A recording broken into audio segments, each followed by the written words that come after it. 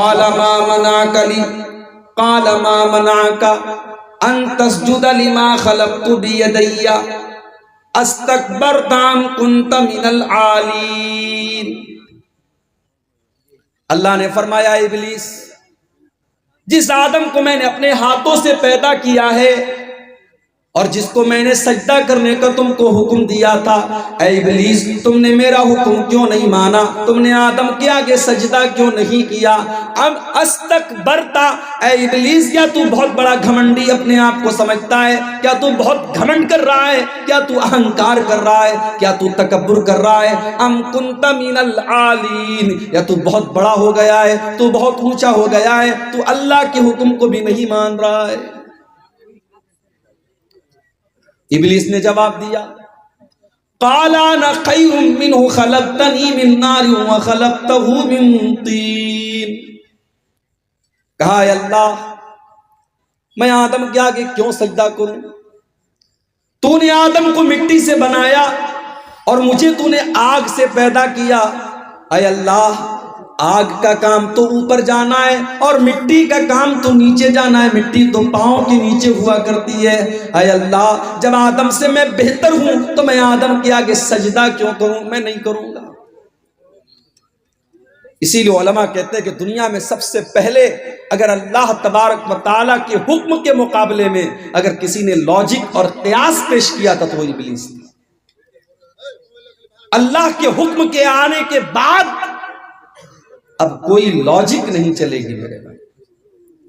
دین logic کا نام نہیں ہے، دین قرآن و سنت کا نام. اسی لیے حضرت علی کہا کرتے تھے، لو کان الدین بالرائی لکان اسفل الخف احق بالمسجد.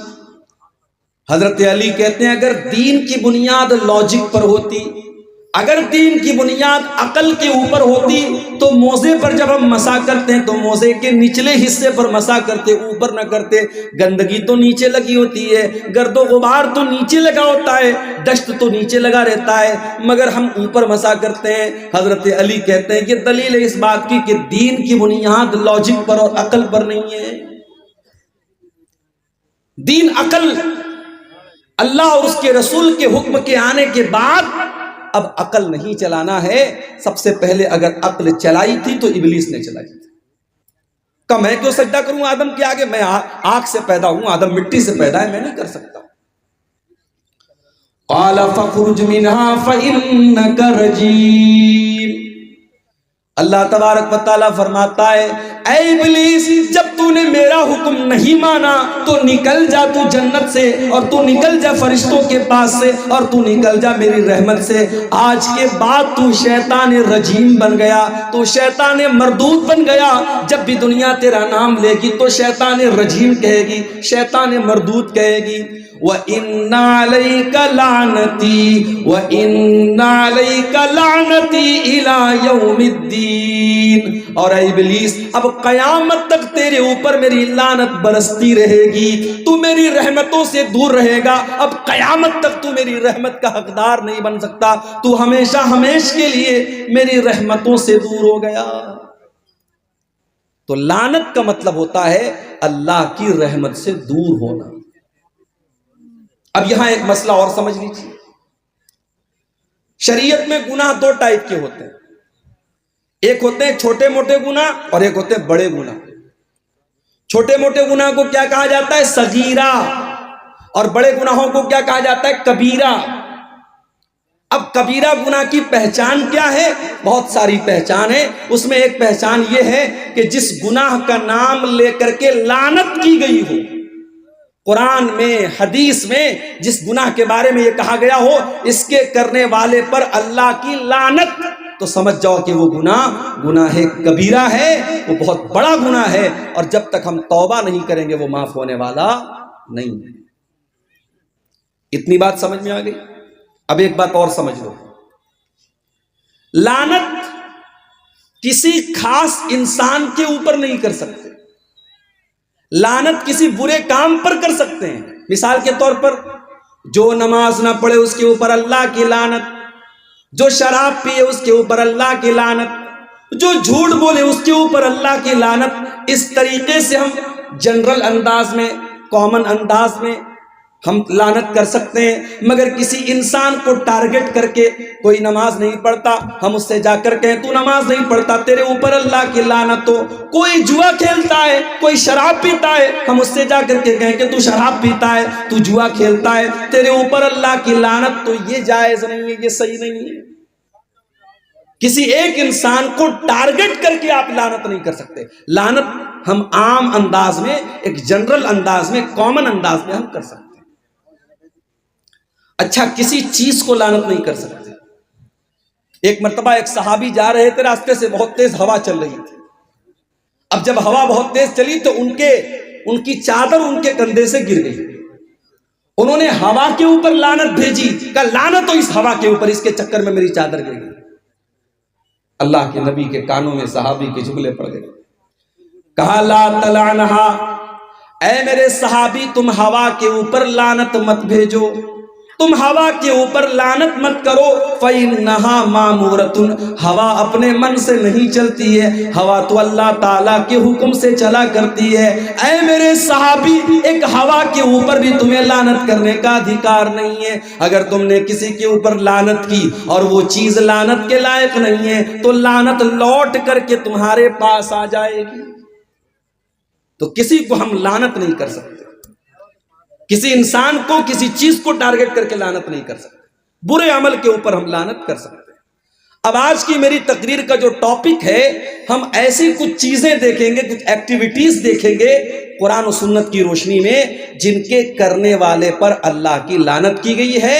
میں انشاءاللہ 15 چیزیں بیان کروں گا، اگر آپ صبر سے سنیں گے، سکون سے سنیں گے، 15 چیزیں بیان کر کے میں اجازت لے لوں گا۔ تو شروع کرتے ہیں بنا ٹائم ویسٹ کیے۔ پہلی چیز جس پر اللہ کے نبی نے لعنت کی ہے، کسی زمین یا جگہ کے نشان کو مٹانے والا۔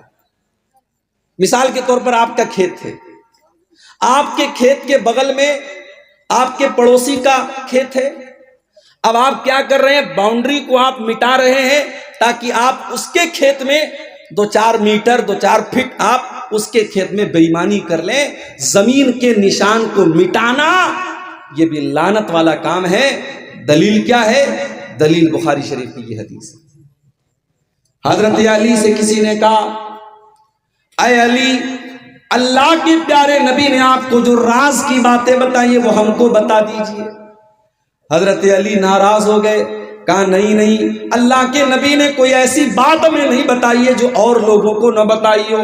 ہاں، لیکن ایک مرتبہ اللہ کے نبی نے 4 باتیں مجھے بتائی تھی، ہو سکتا ہے یہ باتیں کسی اور کو نہ بتائی ہو۔ اللہ کے نبی نے فرمایا، لعن اللہ من لعن والدہ، اللہ کی لعنت ہو اس انسان کے اوپر جو اپنے باپ کے اوپر لعنت کرتا ہے۔ کوئی باپ کے اوپر بھی لعنت کرتا ہے؟ ہاں، آپ نے کسی اور کے باپ کو برا بھلا کہا، جواب میں اس نے آپ کے باپ کو برا بھلا کہا، ہو گئی باپ کے اوپر لعنت۔ اور کچھ بدنصیب تو ایسے بھی ہوتے ہیں جو ڈائریکٹ اپنی ماں کو، اپنے باپ کو گالی دیتے ہیں، لعنت کرتے ہیں۔ نہیں میرے بھائی، ماں باپ اگر غلط بھی کریں، ماں باپ اگر ظلم بھی کریں، ان کا عمل اللہ کے حوالے کر دو، مگر ان کے ساتھ بدتمیزی مت کرو۔ انہیں اللہ تعالیٰ نے تمہارے پیدائش کا ذریعہ بنایا ہے۔ تمہاری ماں نہ ہوتی، تمہارے باپ نہ ہوتے تو تم دنیا میں نہیں آ سکتے تھے۔ ان کی قربانیاں، ان کی محنتیں کبھی بھولو مت۔ ماں نے 9 مہینے پیٹ میں رکھا، باپ نے خون پسینہ ایک کیا، تب تم کسی لائق بنے ہو۔ اگر تمہیں بوڑھے ماں باپ ملے ہیں، ان کی قدر کرو، ان کی خدمت کرو۔ اما یبلغن عندک الکبر احدہما او کلاہما فلا تقل لہما اف ولا تنہرہما وقل لہما قولا کریما۔ تمہارے والدین میں سے کوئی ایک اگر بوڑھا ہو جائے یا دونوں بوڑھے ہو جائیں، تم کو بڑھاپے میں تمہارے ماں باپ اگر مل جائیں تو قرآن کہتا ہے فلا تقل لہما اف، تم اپنے والدین کو اف بھی نہ کہنا۔ عربی زبان میں کسی کو تکلیف پہنچانے کے لیے سب سے ہلکا اگر کوئی لفظ ہے تو اف ہے۔ اللہ نے کہا تمہیں اپنے والدین کو اف بھی نہیں کہنا ہے۔ وَلَا تَنْهَرْهُمَا، ان کو ڈانٹنا نہیں ہے۔ وَقُلْ لَهُمَا قَوْلًا كَرِيمًا، ان سے جب بھی تم بات کرو تو ادب سے بات کرو، تمیز سے بات کرو، رسپیکٹ کے ساتھ بات کرو، سمان کے ساتھ بات کرو۔ تو پہلی چیز کیا ہے؟ اللہ کی لعنت ہو اس انسان کے اوپر جو اپنے باپ کے اوپر لعنت۔ دوسری چیز وَلَعَنَ اللَّهُ مَنْ ذَبَحَ لِغَيْرِ اللَّهِ، اور اللہ کی لعنت اس انسان کے اوپر جو غیر اللہ کے نام پر جانور ذبح کرتا ہے۔ کوئی خواجہ صاحب کے نام سے بکرا کاٹ رہا ہے، کوئی شیخ عبد القادر جیلانی کے نام سے بکرا کاٹ رہا ہے، کوئی اپنے پیروں کے نام سے بکرا کاٹ رہا ہے، غیر اللہ کے نام پر جانوروں کو ذبح کیا جا رہا ہے۔ نہیں نہیں میرے بھائی، جیسے سجدہ اللہ کے سوا کسی اور کو جائز نہیں، جیسے دعا اللہ تعالیٰ کے علاوہ کسی اور کے آگے جائز نہیں، اسی طریقے سے قربانی بھی اور جانور کو ذبح کرنا بھی اللہ کے علاوہ کسی اور کے لیے جائز نہیں ہے۔ ہمارا نوجوان پٹنہ جاتا ہے، سلی گڑی جاتا ہے، بڑے مال میں جاتا ہے، میک ڈونلڈ میں جاتا ہے، چکن کھاتا ہے، ایک بار یہ پتہ لگانے کی کوشش نہیں کرتا کہ یہ چکن حلال بھی تھا کہ نہیں تھا۔ اور ابھی اسرائیل اور فلسطین کا مسئلہ چل رہا ہے، شاید آپ نے فوٹو دیکھا ہوگا سوشل میڈیا پر کہ میک ڈونلڈ ایک بڑی تعداد میں اسرائیل کے فوجیوں کی مدد کرنے کے لیے کھانے پینے کی چیزیں بھیج رہا ہے، جو آپ کے مسلمان بھائیوں اور ان کے بچوں کا خون بہانے والے ظالموں کو وہ کھانا پرووائڈ کر رہا ہے۔ اس کمپنی میں جا کر کے آپ بڑے شوق سے چکن کے برگر کھا رہے ہیں۔ اپنے دینی اور ایمان کی غیرت کا میرے بھائیوں آپ اندازہ لگا لیجیے۔ میک ڈونلڈ میں اور اس طریقے کے بڑے بڑے ریسٹورنٹ میں جب تک یہ کنفرمیشن نہ ہو جائے کہ وہ کھانا حلال ہے اور اللہ کا نام لے کر کے ذبح کیا گیا ہے، آپ کے لیے کھانا جائز نہیں ہے میرے بھائی۔ کوئی اگر مسلمان اپنے آپ کو کہتا ہے اور اپنے گھر میں شیخ عبد القادر جیلانی کے نام پر بریانی بنواتا ہے اور ان کے نام پر جانور کو ذبح کرتا ہے، حرام ہے آپ کے لیے وہ کھانا جس کھانے پر اور جس چیز پر اللہ کے علاوہ کسی اور کا نام لیا گیا ہو، اس چیز کو کھانا جائز ہے۔ یہ سوال بھی اکثر پوچھا جاتا ہے، مولوی صاحب دیوالی کی مٹھائی کھانا کیسا ہے؟ ٹھیک ہے، میں مانتا ہوں کہ دیوالی کی مٹھائی میں جو پوجا کے لیے جو مٹھائی ہوتی ہے اس کو الگ کر دیا جاتا ہے، مگر ہے تو وہ ایک شرکیہ تہوار کا سمبل۔ بھئی ہمارے شریعت کے حساب سے اس دنیا کا سب سے بڑا پاپ یہ ہے کہ اللہ کے علاوہ کسی اور کی عبادت کی جائے۔ اور ظاہر ہے ہمارے غیر مسلم بھائی اگر ہماری بات سن رہے ہوں، ان کو برا بھلا کہنا مقصد نہیں ہے، لیکن یہ ہمارا بلیف ہے، ہمارا عقیدہ ہے، ہم شرک کے معاملے میں کمپرومائز نہیں کر سکتے۔ ہم اپنے غیر مسلم بھائیوں کے ساتھ اچھے سے، پیار سے، محبت کے ساتھ رہیں، لیکن کسی شرک کے کام میں ہم سپورٹ نہیں کر سکتے۔ یہی شریعت کی تعلیم ہے۔ اس لیے دیوالی کی مٹھائی کے بارے میں کچھ علماء نے سافٹ کارنر دکھایا ہے کہ کھایا جا سکتا ہے اگر اس پر پوجا پاٹ نہیں ہوئی ہے، لیکن زیادہ بہتر یہی ہے کہ چونکہ وہ شرک کے تہوار کا ایک سمبل ہے، ہمیں پرہیز کرنا چاہیے۔ تو یہ دوسری چیز ہو گئی۔ پہلی چیز کیا تھی؟ اللہ کی لعنت ہو اس انسان کے اوپر جو اپنے باپ کے اوپر لعنت کرے۔ دوسری چیز اللہ کی لعنت ہو اس انسان کے اوپر جو غیر اللہ کے نام پر جانور ذبح کرے۔ اور تیسری چیز لعن اللہ من آوى محدثا، اللہ کی لعنت ہو کسی ایسے انسان کے اوپر جو کسی بدعتی کو پناہ دے، دین کے اندر نیا کام نکالنے والے کو اپنے گھر میں پناہ دے۔ جب گھر میں پناہ نہیں دے سکتے، موبائل میں کیسے پناہ دے سکتے؟ ایک صاحب نے میرے پاس ویڈیو بھیجا، مولوی صاحب ذرا یہ ویڈیو سنیے کس کا ہے، بڑا اچھا ویڈیو لگ رہا ہے۔ میں نے دیکھا ویڈیو ایسے انسان کا تو جو صحابہ کو گالی دیتا ہے۔ میں نے کہا ویڈیو ڈیلیٹ کر، جتنی بھی اچھی بات ہو جو میرے نبی کے صحابہ کو برا بھلا کہتا ہے، میں اس کی باتوں کو اپنے جوتے کی نوک پر رکھتا ہوں۔ میں نے کہا ویڈیو ڈیلیٹ کر، اس ویڈیو کو کہیں شیئر نہ کر۔ جب بدعتی کو گھر میں پناہ دینا جائز نہیں تو موبائل میں اور اسٹیٹس میں پناہ دینا کیسے جائز ہو گیا؟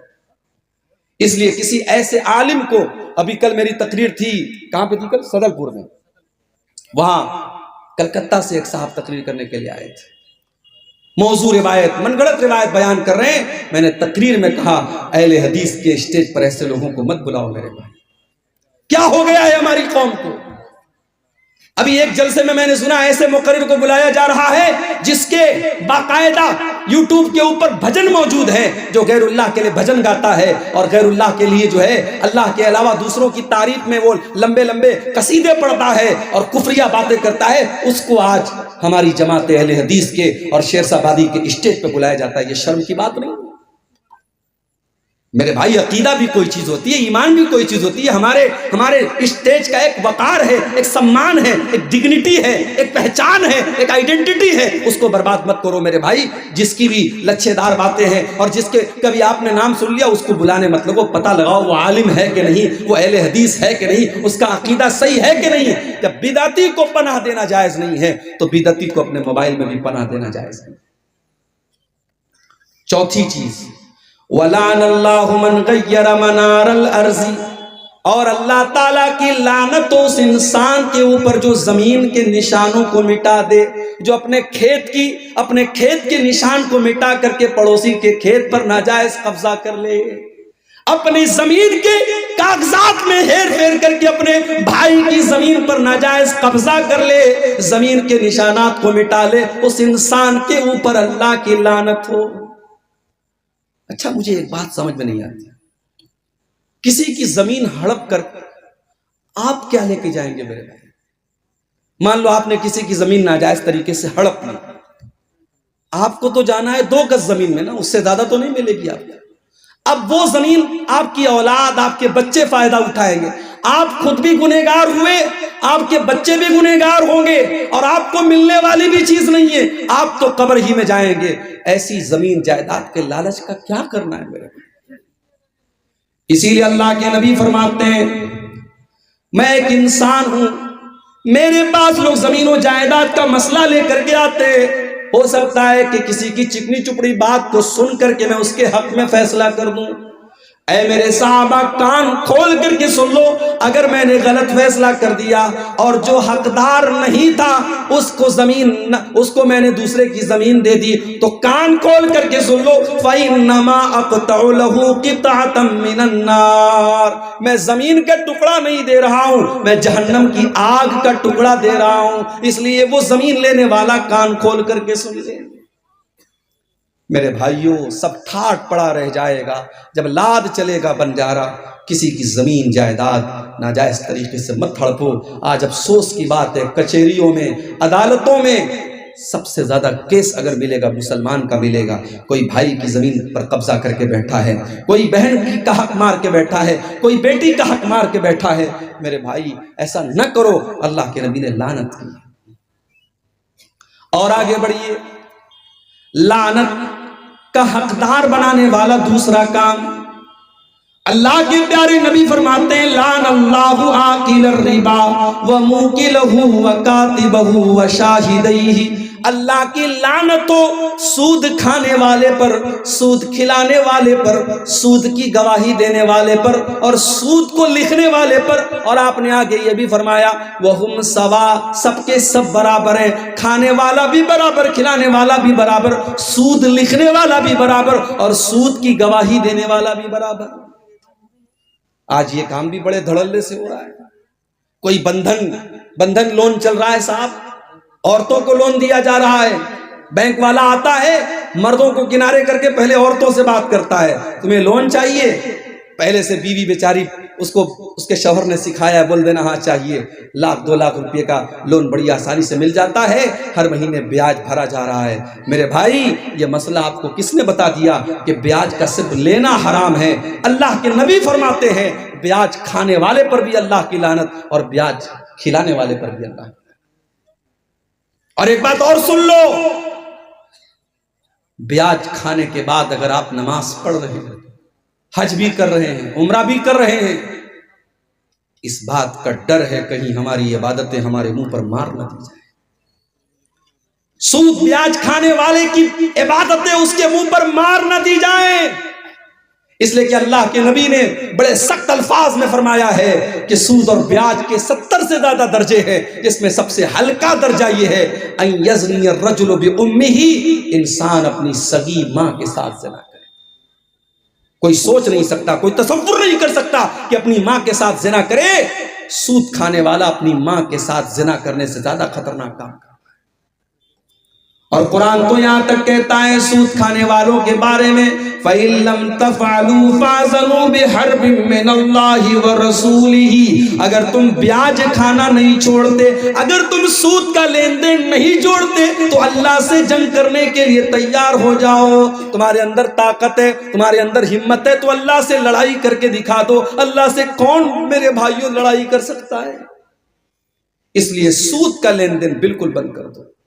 اب یہ ایک الگ مسئلہ ہے، ہم ہندوستان میں رہتے ہیں، پورا ہمارا کاروبار بینکنگ سسٹم پر ہے، بینک میں ہمارا سیونگ اکاؤنٹ کھلا ہے، ہر کوارٹر پر، ہر 4 مہینے پر ہمارے بینک میں انٹرسٹ آتا ہے۔ تو کیا مسئلہ ہے بھائی؟ کوئی مسئلہ نہیں ہے، بینک کی پاس بک کو اپڈیٹ کرو، چیک کرو میرے پاس کتنی انٹرسٹ آ رہا ہے، کتنا بیاج آ رہا ہے۔ جو سال میں بیاج آ رہا ہے اس بیاج کو آپ بینک سے نکال لو، کسی غریب کو، کسی بیمار کو، کسی ضرورت مند کو دے دو۔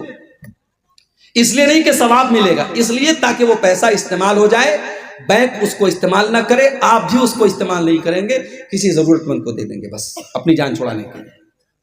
یہ بالکل سمپل طریقہ ہے، باقی کسی اور طریقے سے انٹرسٹ اور بیاج سے فائدہ اٹھانے کی کوشش مت کرو، یہ بہت بڑا گناہ ہے۔ آگے بڑھتے ہیں، تیسری چیز، لعنت کا حقدار بنانے والی تیسری چیز، حضرت عبداللہ بن مسعود فرماتے ہیں لعن اللہ الواشمات والمستوشمات والمتنمسات والمتفلجات، اللہ کی لعنت ہو ایسی عورتوں کے اوپر جو ٹیٹو بنواتی ہیں، ایسی عورتوں کے اوپر جو ٹیٹو بناتی ہیں، اور ایسی عورتوں کے اوپر جو ٹیٹو بنواتی ہیں۔ ٹیٹو بنوانا حرام ہے، مرد بنوائے تب بھی حرام، عورت بنوائے تب بھی حرام۔ آج کل بڑا رواج چلا ہے، شوہر بیوی کے نام کا ٹیٹو بنوا رہا ہے، بیوی شوہر کے نام کا ٹیٹو بنوا رہی ہے۔ حرام ہے ٹیٹو بنوانا۔ اللہ کے نبی نے کہا گدنا گدوانے والے پر اور ٹیٹو بنوانے والے پر اللہ کی لعنت۔ والمتنمسات، اور اپنے آئی برو کے بالوں کو نوچنے والی اور اپنے آئی برو کے بالوں کو چھوٹا کرنے والی عورتوں کے اوپر بھی اللہ کی لعنت ہو۔ ہاں، اگر کسی عورت کا آئی برو نارمل سے زیادہ ہے، جو بال عورت کو نارمل عورتوں سے زیادہ ہے، اس بال کو ریموو کیا جا سکتا ہے۔ جیسے بعض عورتوں کے چہرے پر کچھ داڑھی واڑی کے پاس بال آ جاتے، اس کو وہ ریموو کر سکتی ہے۔ اگر کسی عورت کی آئی برو بہت نارمل عورتوں سے بہت زیادہ ہے، شکل بھدی لگ رہی ہے، اس کو نارمل کیا جا سکتا ہے، مگر خوبصورتی کے نام پر، میک اپ کے نام پر اپنی آئی برو کو بالکل اس کو مٹا دینا یا چھوٹا کرنا یہ جائز نہیں ہے۔ اللہ کے رسول لعنت کر رہے ہیں۔ عبداللہ بن مسعود کہتے ہیں اللہ کی لعنت تو ایسی عورتوں کے اوپر جو آئی برو کے بالوں کو نوچتی ہیں، والمتفلجات، اور اللہ کی لعنت تو ایسی عورتوں کے اوپر جو اپنے بالوں کے بیچ میں گیپنگ کرواتی ہیں۔ اس زمانے میں میک اپ کا ایک طریقہ یہ بھی تھا، بالوں کے دانتوں کے بیچ میں گیپنگ کرواتے تھے، لیکن آج دانتوں کے بیچ میں گیپنگ تو نہیں ہوتی ہے۔ ہاں، کچھ لڑکیوں کے یا عورتوں کے دانت جو ہیں تھوڑے ٹیڑھے ہوتے ہیں، باہر کی طرف نکلے ہوتے ہیں، تو اس کو ڈینٹسٹ کے ذریعے سیدھا کروایا جا سکتا ہے، کیونکہ وہ بھدا لگتا ہے، وہ نارمل نہیں ہے۔ تو جو چیزیں نارمل نہیں ہیں اس کو ٹھیک کیا جا سکتا ہے، لیکن نارمل کو بگاڑ کر کے ایب نارمل کرنا یہ صحیح نہیں ہے۔ المغیرات خلق اللہ، جو عورتیں اللہ تعالیٰ کی تخلیق کو بدلتی ہیں، اللہ تعالیٰ نے جیسا بنایا ہے اس کو بدل کر کے اپنے حساب سے بنانے لگتی ہیں، ایسی عورتوں پر اللہ کی لعنت ہو۔ یہ کس نے بیان کیا؟ عبداللہ بن مسعود نے، بہت بڑے صحابی عبداللہ بن مسعود۔ جب انہوں نے یہ بات بیان کی، ایک عورت تھی قبیلے بنو اسد کی، اس کا نام تھا ام یعقوب۔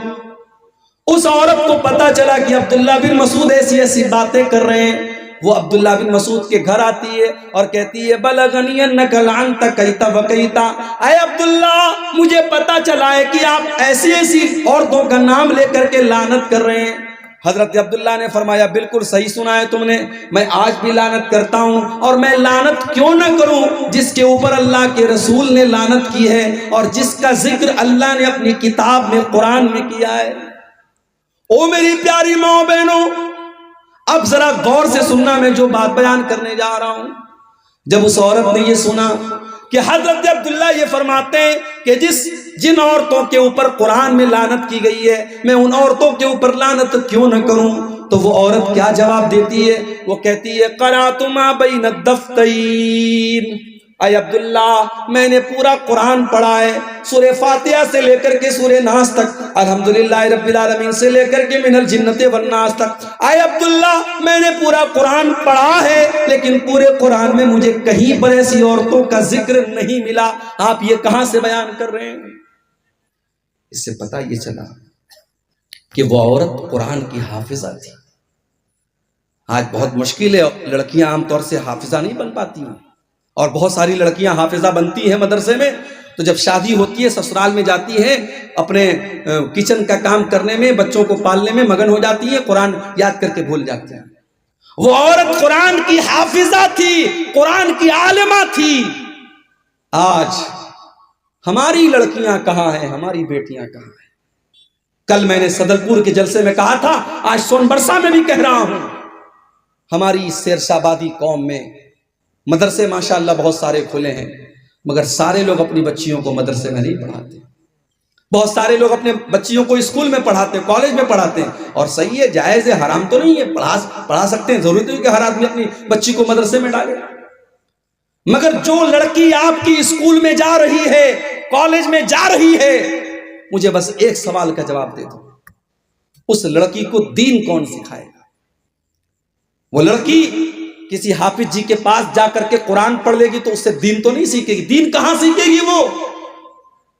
مجھے لوگوں نے بتایا کہ ہمارے علاقے میں عیدین کی نماز میں عورتوں کا انتظام نہیں ہوتا، عیدگاہ میں عورتوں کا انتظام نہیں ہوتا، مسجدوں میں نے دیکھا 90% مسجدوں میں جمعہ کی نماز میں عورتوں کا انتظام نہیں ہے۔ آپ کی عورتیں دین کہاں سیکھیں گی میرے بھائی؟ جلسے میں سیکھیں گی؟ جلسے میں دین کم سیکھتی ہے، مارکیٹنگ زیادہ کرتی ہے۔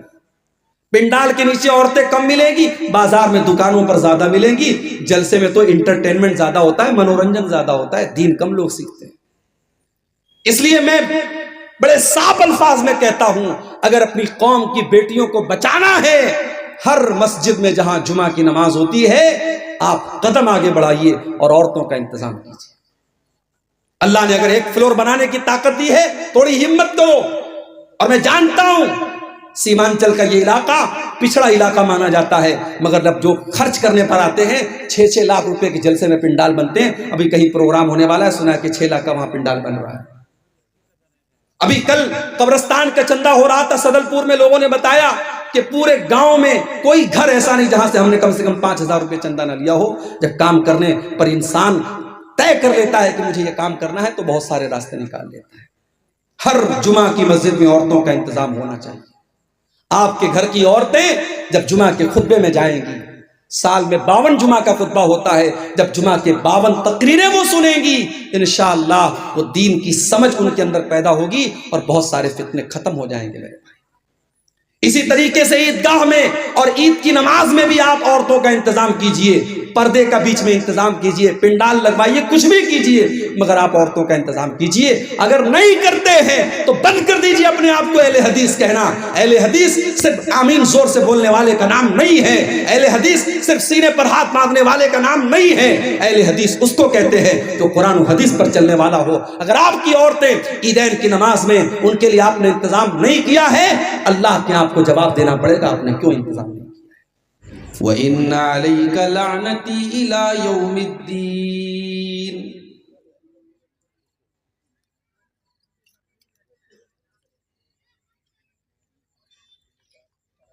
صدر محترم، علماء کرام، محترم بزرگوں، نوجوان ساتھیوں، پردہ نشین ماں اور بہنوں، پیارے بچوں، سون برسا کا یہ پروگرام جامع مسجد کی تعمیر و ترقی کے لیے منعقد ہوا۔ اب تک آپ نے اردو اور بنگلہ کی مختلف تقریریں مختلف علماء سے سماعت فرمائی۔ ابھی مجھ سے پہلے بنگلہ زبان کے بڑے میٹھے اور بڑے بہترین خطیب شیخ منور حسین آسامی حفظہ اللہ سے آپ نے بنگلہ زبان میں تقریر سماعت فرمائی۔ آخری کڑی کے طور پر مجھے آپ کے سامنے حاضر ہونے کا موقع مل رہا ہے۔ آج کی تقریر کا ٹاپک بہت ہی اہم ہے اور سننے کے لائق ہے۔ آپ نے ایک لفظ سنا ہوگا لعنت۔ لعنت کس کو کہتے ہیں؟ لعنت کا مطلب ہوتا ہے اللہ رب العالمین کی رحمت سے کسی کا دور ہو جانا۔ اسی لیے ہم جب ابلیس کا نام لیتے ہیں تو ہم کہتے ہیں ابلیس لعین۔